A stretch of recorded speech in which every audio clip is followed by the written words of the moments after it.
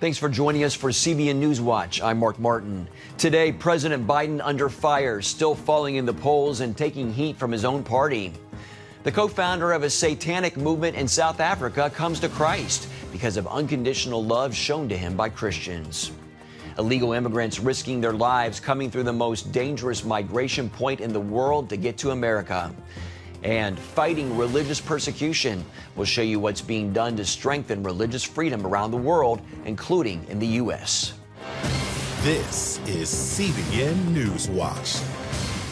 We begin with President Biden under growing fire from his own political party as Democrats are increasingly unhappy with his political leadership. The president seeking to reassure frustrated blue-collar voters in Cleveland, Ohio Wednesday by highlighting federal action to shore up troubled pension funding for millions now on the job or retired. Around the country wake up every day wondering whether they've saved enough to provide for themselves and their families before they stop working. Inflation remains the #1 issue by far for voters, and it's contributed to the president's slide in the polls. The new survey from Monmouth University shows the president at 36% approval and 58% disapproval. 88% believe the country is on the wrong track, and only 5% of voters listed abortion the biggest issue facing their family, despite Democrats pushing the issue since the Supreme Court overturned Roe v. Wade. And Democrats are unhappy with the president and the White House. One top Democratic strategist told The Hill, quote, "It's infuriating. Our house is on fire, and it seems like they're doing nothing to put the fire out. They're just watching it with the rest of us." With the president's low approval ratings and high inflation, Republicans are expected to win the House back in this year's midterm elections. British Prime Minister Boris Johnson is resigning his post after an overwhelming pressure campaign from within his own government. Johnson agreeing to step down after more than 50 ministers, including several cabinet officials, quit their posts in recent days. The embattled leader tried to hang on to power, but agreed to leave after the head of the Treasury, a longtime supporter, called on him to quit for the good of the country. Johnson barely survived a no-confidence vote by his party a month ago. The outcry comes after a series of ethics scandals. It's not clear when Johnson will actually leave office. He could try to remain until the Conservative Party elects a new leader, which could take several months. Turning now to the war in Ukraine. While fighting rages in eastern Ukraine, other parts of the country are beginning to pick up the pieces. Ukraine's leaders say it will cost billions of dollars to rebuild what the Russians have destroyed so far. Though the war is far from over, some areas are buzzing with the sounds of construction as families return to clean up and rebuild their cities. George Thomas brings us the story from Kyiv.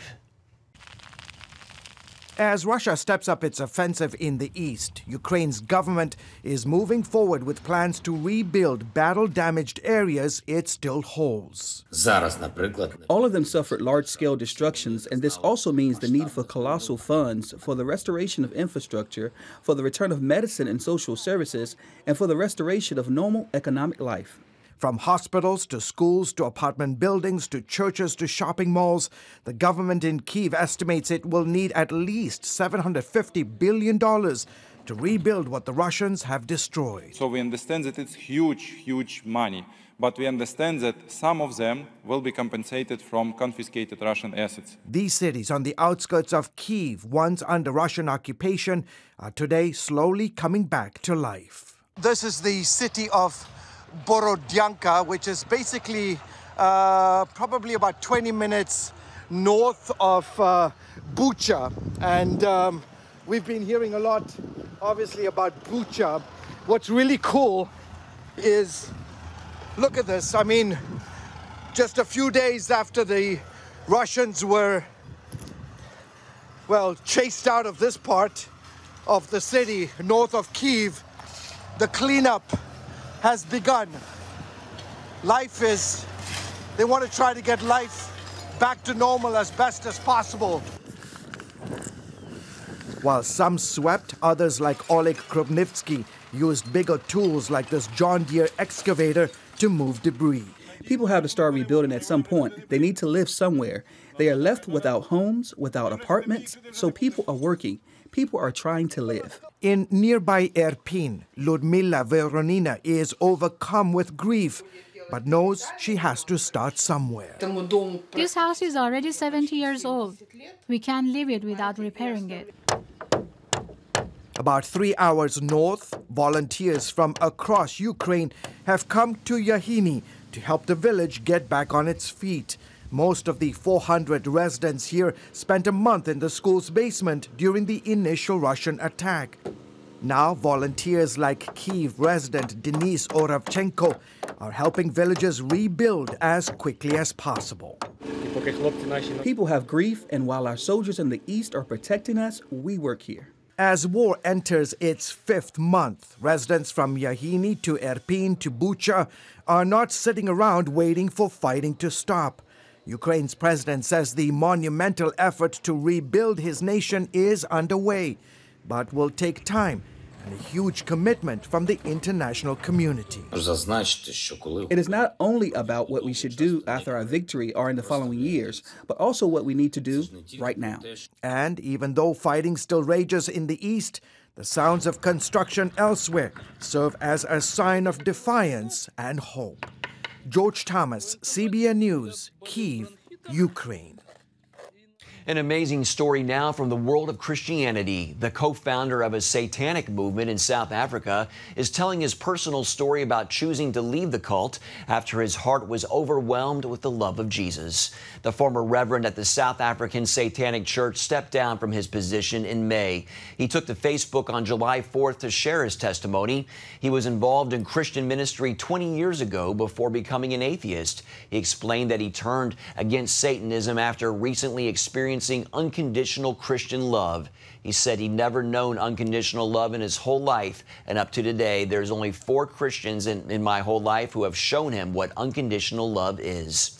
He thanked them, saying words cannot express what they've done for him, and he said they showed him the love of Christ. You can read his full story and watch the video at cbnnews.com. Coming up, how illegal immigrants risk their lives to come to America. CBN contributor Chuck Holton explains the dangerous journey they're taking through the most dangerous migration point in the world when we come back.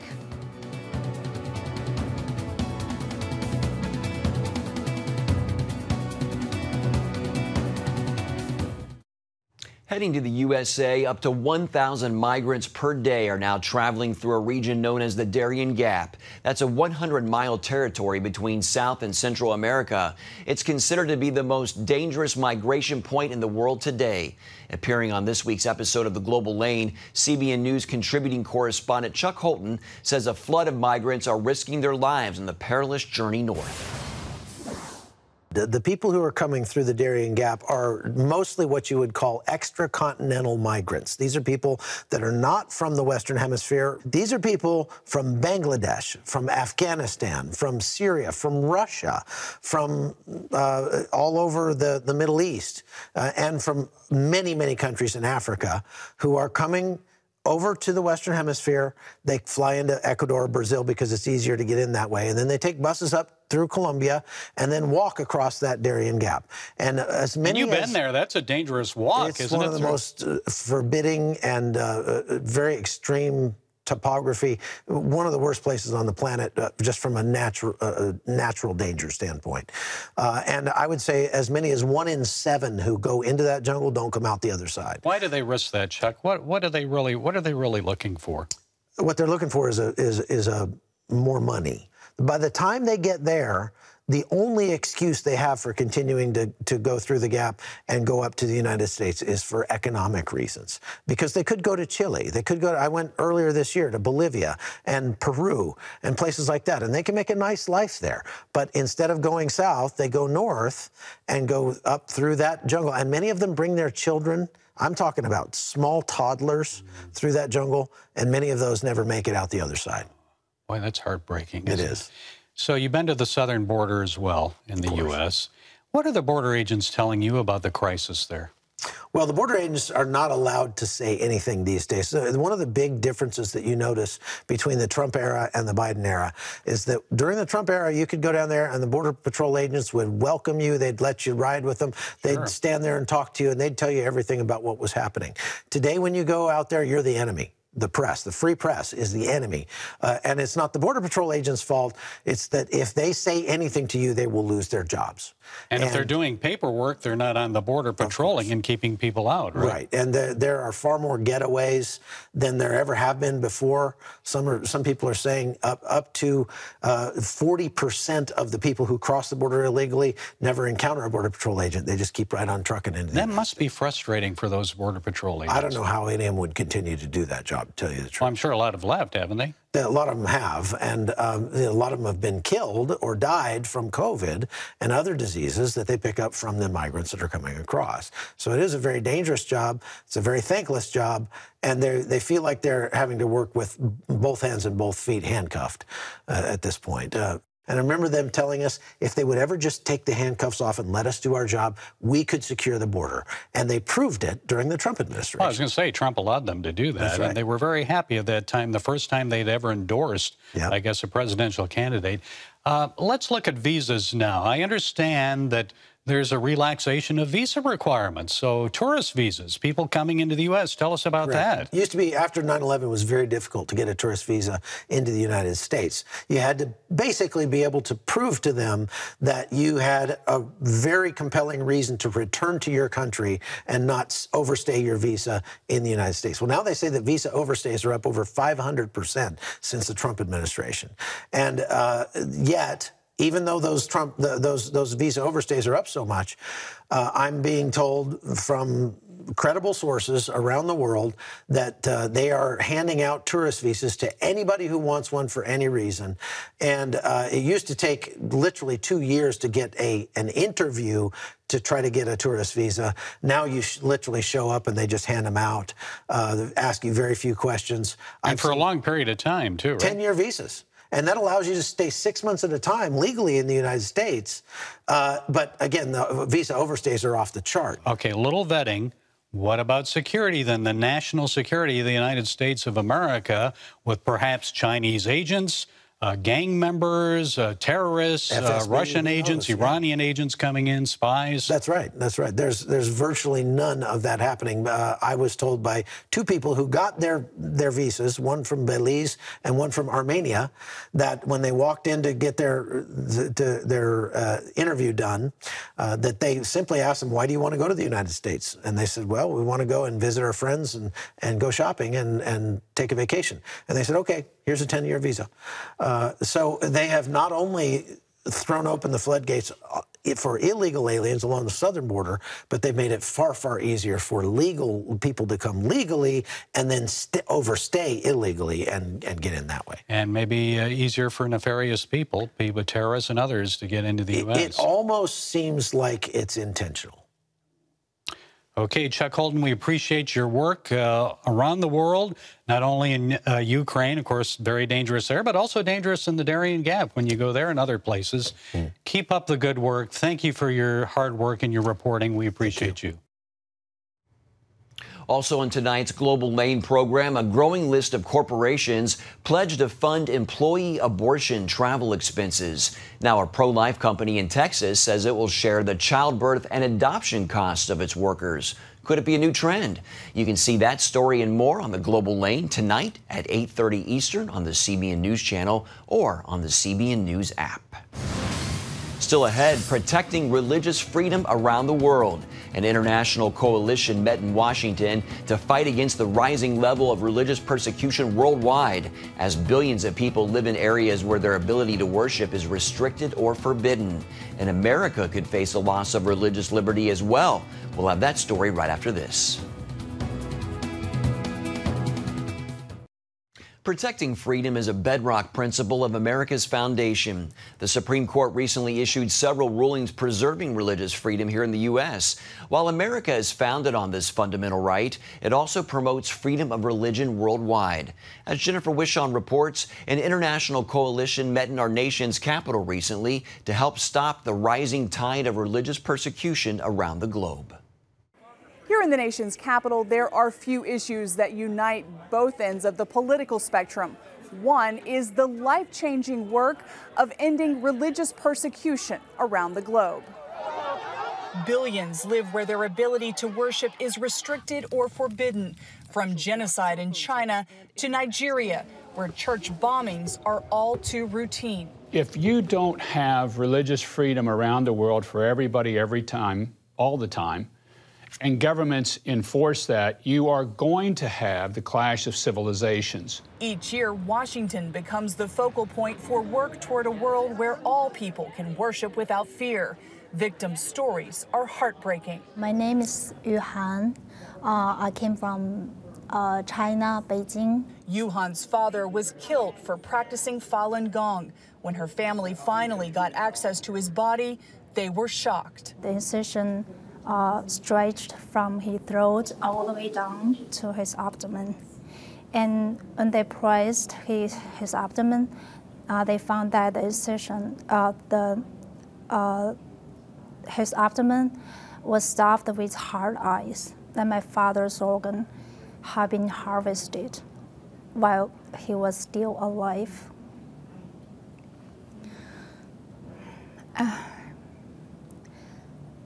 I cannot imagine, I couldn't imagine what he had suffered before he died. There's too many stories that are never been told. They've never been, no one know about them. There's so many people are suffering. Persecution survivor Maryam Ibrahim recounts her story in the new book, Shackled. One woman's dramatic triumph over persecution, gender abuse, and a death sentence.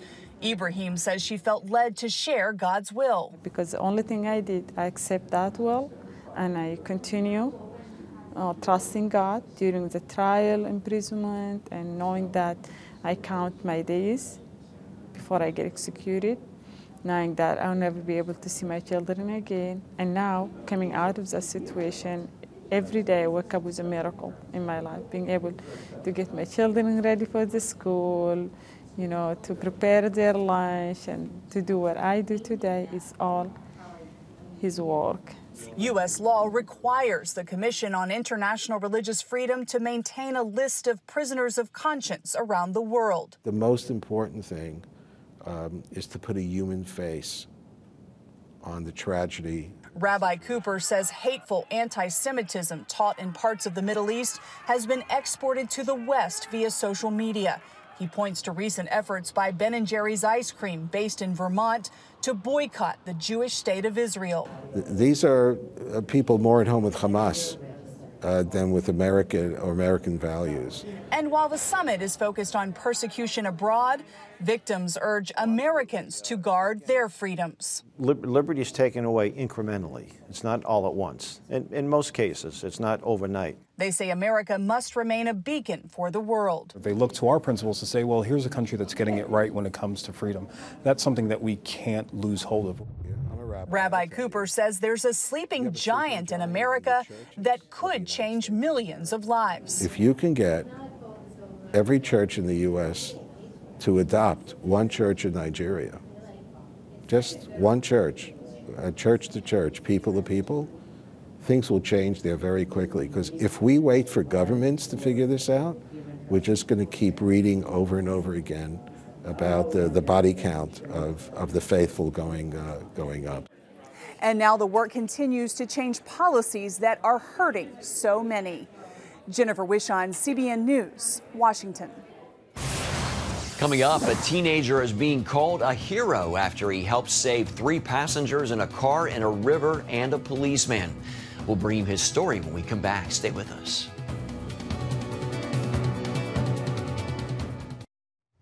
Welcome back. 16-year-old Corian Evans is being called a hero after he dove into a river to help rescue 4 people in Mississippi. A car drove off of a boat launch into a river Sunday around 2:30 in the morning, as the driver said she was following GPS and did not realize she was going into the water. They floated about 20 feet from shore and began to sink. Evans told WLOX-TV he immediately got into the water to help them, thinking he could not let them die. First, he went after the 3 teenagers in the car. Then he helped a police officer who went underwater while he was helping a passenger in the water. The car was under the water. They was in the water, like trying to stay above the water, saying help. So I ran over there. I took my shoes off and I took my shirt off and I jumped in the water. And at first, I got the girl that was closest to me. Her name was Logan. And I turn around. I see the police officer. He drowning. He going underwater, drowning, saying help. So I went over there. I grabbed the police officer, and I'm like swimming him back until I feel myself I could walk. The area police department commended Evans for his bravery, saying if he had not helped out, the incident could have turned out tragically instead of everyone being rescued safely. Good for him. Way to step out there and do what needed to be done. Well, that's going to do it for this edition of CBN News Watch. Remember, you can find more of our news programs on the CBN News channel anytime or online with cbnnews.com. Also, tell us what you think about the stories you've seen by emailing newswatch@cbn.com. Or you can talk to us on Facebook, Twitter, and Instagram. Hope you'll join us next time. Have a great day.